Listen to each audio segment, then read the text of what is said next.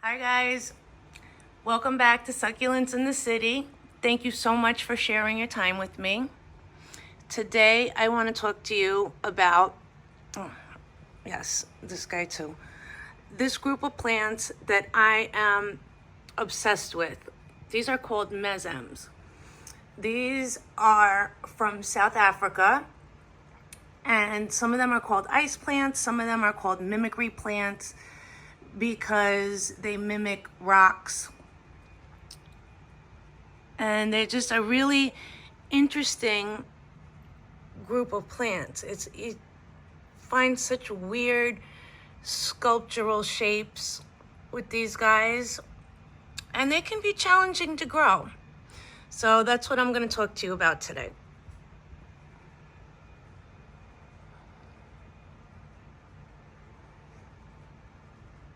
So as you could see, this is my whole collection, right? And I have them divided into two separate groups. So this group, I'm going to call this the ice plant group, or the group like the mini tree group, because if you look at them, they have stems, they kind of in branches. It kind of looks like a little tree. Like these guys could probably be a really good bonsai subject, right? That's group one. This is group two. These, I'm going to call these the living rock types. And these guys, they have more fleshy leaves. They're much lower. They don't really have distinct stem or branches. They're just like these really succulent leaves that grow right into the ground. And really, you get no other shapes like this. So now these are the two types of Mesembs that can be grown, that are sold here in the United States for cultivation, either outside or inside. If you follow my channel, you know I grow everything inside because I live in New York City. And well, I have a window and I have some artificial lights. So that's all I have here. I don't have the luxury of putting these guys out for the summer. I don't have a balcony, nothing like that. So it's really important to know what you have and how to take care of it. So the first thing that I'm going to tell you is that this group of plants, the ones that look like trees, the ice plants, these need a lot more water than this living rock type of situation here. These guys, although their leaves are very thick and succulent, and you can confuse these guys for a crassula or a cotyledon or something along those lines, but you really have to know, or do your best to know, what kind of plant it is you're growing, and do all you can to find out what you can about how to make it thrive under your conditions. So these guys need a lot more water. These guys are a little trickier to grow. These need less water. Usually I wait until the leaves become very soft or wrinkly. It's easy to see if they get soft or wrinkly because you could touch them. Like cacti, they don't have thorns. These guys have teeth, but these teeth, these guys are called tiger jaws. And these teeth, they're not, the teeth are not to protect it against animals or anything from eating it. Those teeth are basically to collect dew and water drops. Same with these guys. This is an Alenopsis, so it's got bumps. This is a Titanopsis, it's got bumps. It's another little Titanopsis in the back. So these guys, I generally wait until I see them really wrinkled or they feel super rubbery to give them water. I forgot. How could I forget about these two? These two are some of my favorites. Actually, this obsession started with this guy. These are called Pleospilios, or the split rock plants. They come in green and they come in a purple color. All right, so now the collection is full. I don't keep them all in the same place, so that's why they got left out. So these are lithops. Lithops are probably the most well-known member of the Mesem family. Now, all Mesembs, by the way, they have daisy-like flowers, you know, with like thin, long little petals, very cute. Certain ones, certain Mesembs, like this, this, and also something that I do not have because I don't have the courage to try it yet, but conophytums are part of this group. So now there's certain plants like this split rock, this lithops, conophytums, they have certain growing conditions and cycles, and there's only a certain amount of leaves they could get, right? Versus something like this, where, you know, there's no limit to how many leaves it could have. I guess the older and the happier it is, it's going to have more and more leaves. But for like a split rock plant, the ideal amount of leaves it should have is 4, like this one. If it has more than 6, you run the risk of losing the plant because the plant is designed, see, all right, let's take this one, for instance. This is having a new growth in the middle. So this does not want any water while this new growth is growing, because what it's going to do is use the water that's stored in the old leaves for this new pair of leaves to come up. And then once that new pair of leaves, you know, comes up, then it's time to start watering it again. The lithops, they do something different. They look like they're dying, and the skin dries up, and then another pair of leaves comes out the middle. None of mine have any new growth yet, so I can't show you. But, you know, conophytums they also do specific things like that. But like something like this is a Lapidaria Margaret. Let's just assume it's Margaret. This gets thirsty very fast, and the leaves get wrinkled when it gets thirsty. Now, the thing with these Mesembs, and particularly with this and with this type, is that if they get too much water, their leaves will burst open. Also, something else about the Mesembs is if there's a dead leaf on something like this, it's not going to fall right off like an Echeveria or a Chrysula. You're probably going to have to cut it. These guys, it's kind of like a thicker skin. They feel a lot more rubbery. You can usually tell if something's a Mesem because it's like pairs of leaves that grow out of the center. Like, you see, when I zoom in, you could see how that is a relative.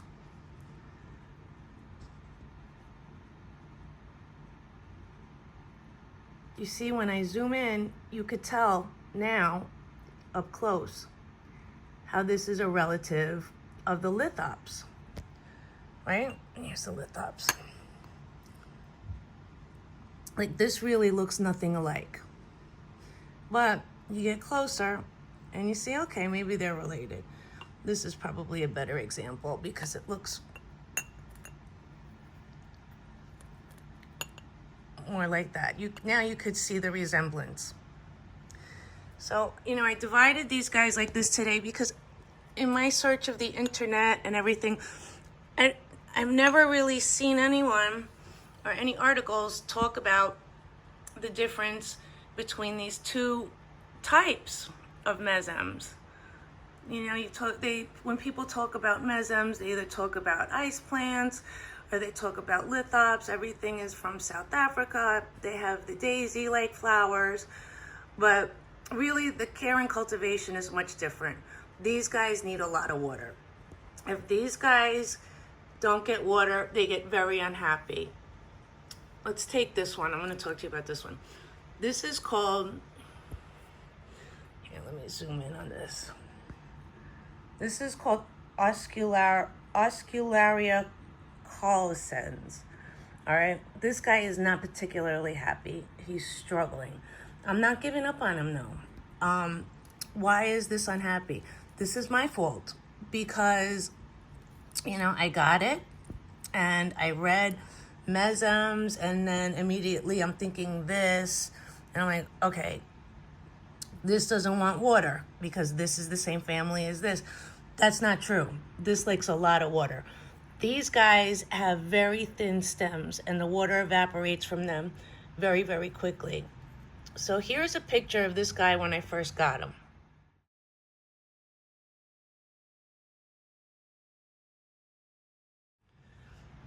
So as you see, the lack of water really affected it, and a lot of the leaves are gone, and they're slow growing. So he's struggling, but he's still alive. I'm not going to give up on it just yet, and we'll see what happens. What do I have to lose? I'm just going to care for it. Now, the thing, when something gets dried out and wrinkly and it loses its leaves, it's not like a croton or a basil plant where you see if it's wilted and it doesn't look so happy. You could just soak it until it, perks up. These are succulents. They're not going to want to sit in water. So you're going to have to water them fully and thoroughly. I put this in a bowl of water, and then I let it soak up from the bottom until everything's completely wet. Then you let it dry completely, and then you're gonna have to repeat the process, and hopefully it'll perk back up. These are called Corpus calaria. Now, these, when you say ice plant, a lot of people usually think of this. This needs a lot more water than you would think. Otherwise, what happens? You get this. It gets dry, it gets shriveled. Now, a lot of people say that this plant, this Corpus calaria, it's great for beginners because you could see when it gets shriveled, it's ready for water. I gotta tell you, I find once it gets shriveled, even if it's the bottom leaves, unless it's like the bottom 2 leaves and you water it right away, you're on your way to this. And when you get this, it's really, really hard to plump it back up. I know, something, if in the YouTube plant community, something that's talked about a lot is water therapy. Yeah, I'm not having success with this.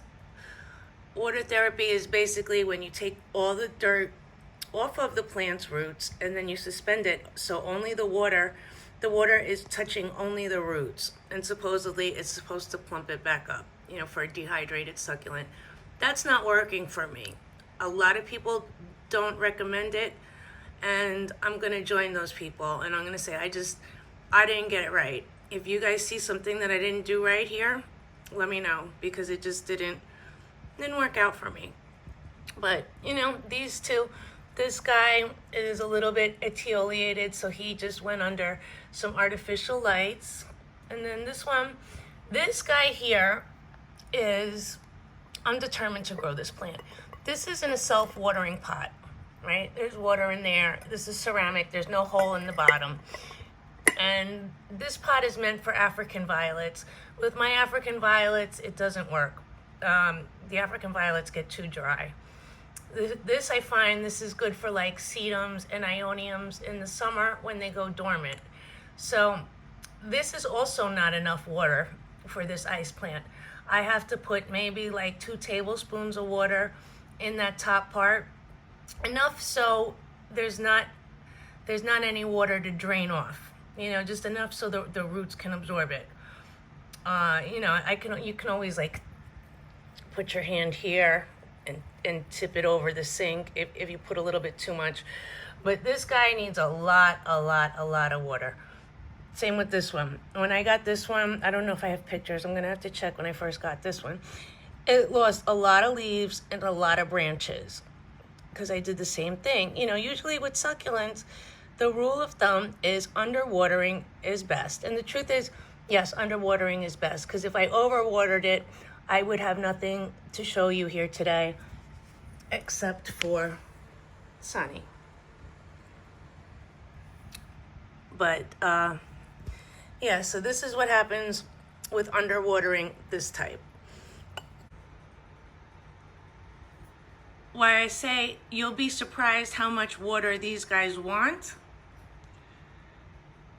You'll be surprised how much water these guys do not want.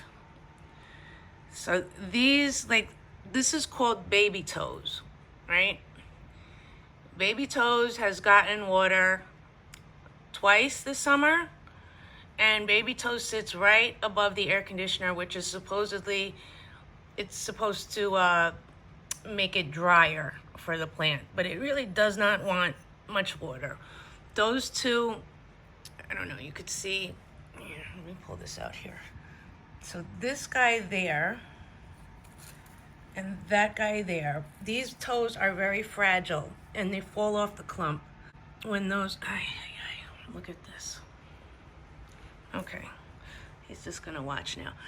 So these toes, when I repotted it, they fell off the clump. Now, somewhere online it says you can propagate this by leaf cutting. So I did, you know, the old succulent thing.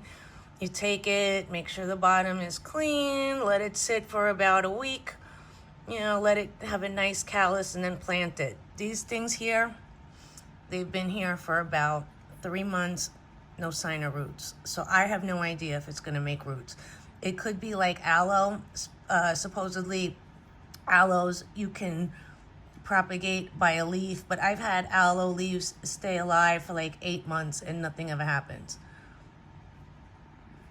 One more thing I want to tell you, if this type of mesem gets shriveled like this, it's very difficult to cut it and reroot it.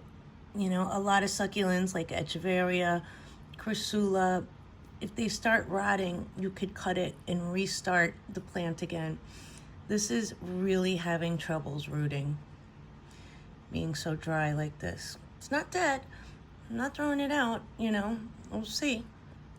I'll update you guys if anything happens, but I'm not, you know, this is not the first cutting I took. When it was actually from this plant, there were a couple of other stems that I took cuttings from because they looked so desiccated. Now, yeah. So something else I want to talk to you about with these guys. So these guys, these tree-like ones, it's not unusual to see several different stems growing in the same container, right? Like this one. It looks really nice. It gives it like that full bushy appearance. But something that you should know, like with, even it happens with euphorbias, with donkey's tail, with sedums, with crassula, with everything. When there's a few stems growing in the same pot, sometimes the smaller ones will not do so well. And so that's where this guy came from. He was here. These are the two, there used to be 4 stems, now I'm down to 2. But these were the 2 largest ones. The smallest one of this just died and wrinkled away. This, half of it is in that water therapy that I showed you before. This is the other half. So that's one of the things with succulent gardens where you see people and they plant all different types of echeveria or all different succulents in the same pot. I don't do that because I find that the small stems always the small plants always end up dying first. Here's an example with my euphorbia. Look at these 2 stems, and they're really, really much taller than that 3rd stem.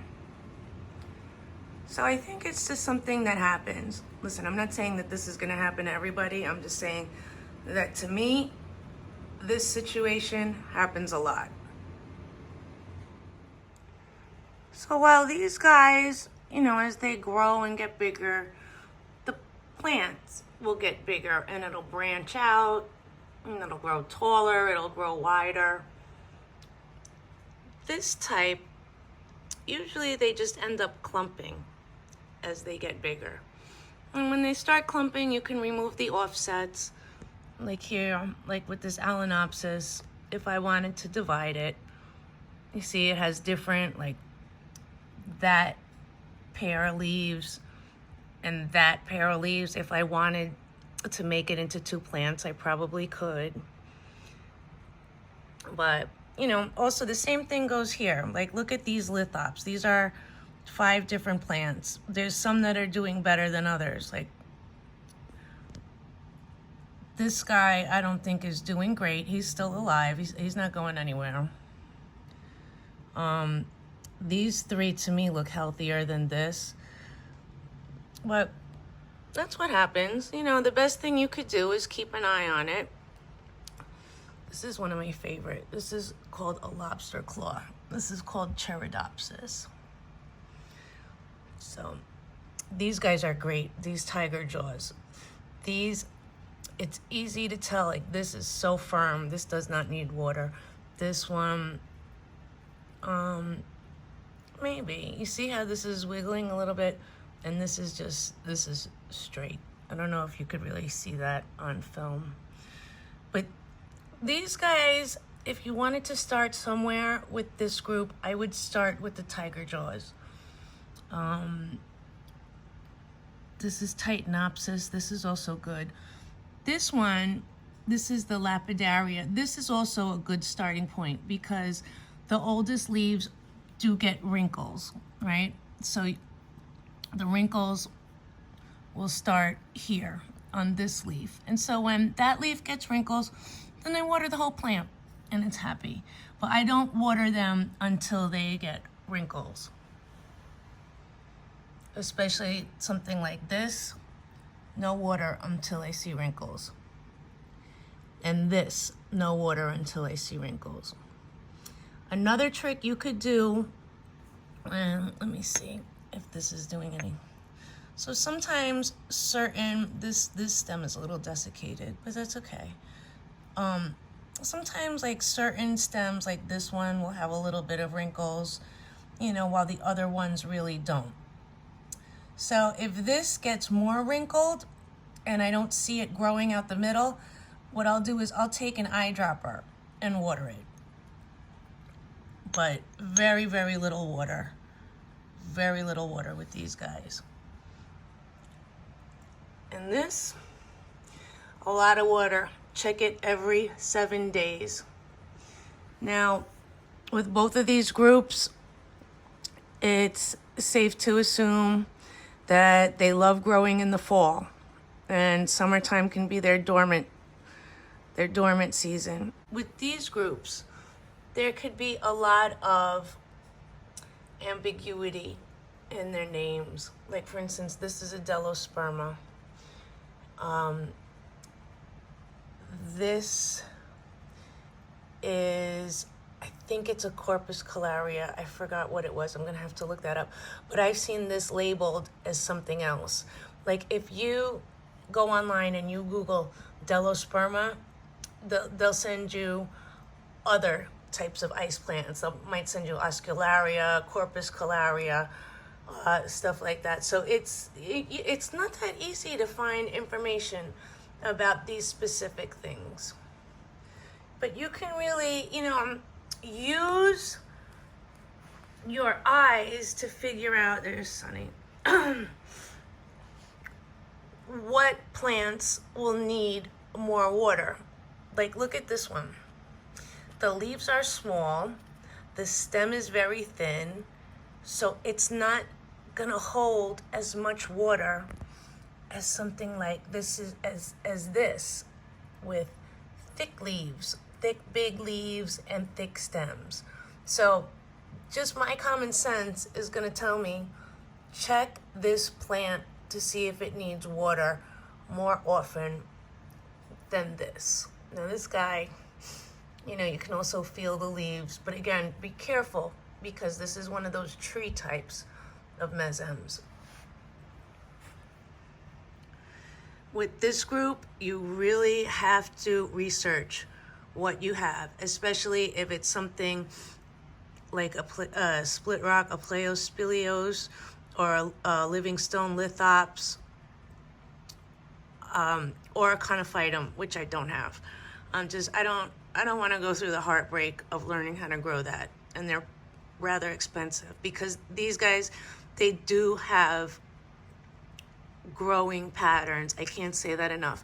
Sometimes you'll see these guys and they'll have like 6 or 8 leaves. That is a danger. This plant is not supposed to have 6 or 8 leaves. If it really wants to grow more than it does, it'll produce an offset. So I think that is it for now. I'll just show you again my collection, if I could get this to focus. Lithops, split rock, Alenopsis, lithops. This is called a glottophyllum. This is called, I think it's Focaria, but these two are tiger jaws. And this I think is called Finistraria, but this is called baby toes. This is Cheridopsis, otherwise known as the lobster claw.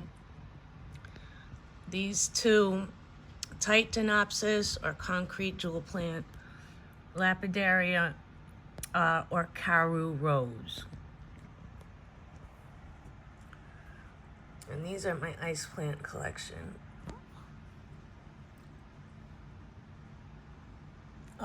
This is I think Trichodaria. I'm gonna write the names under this.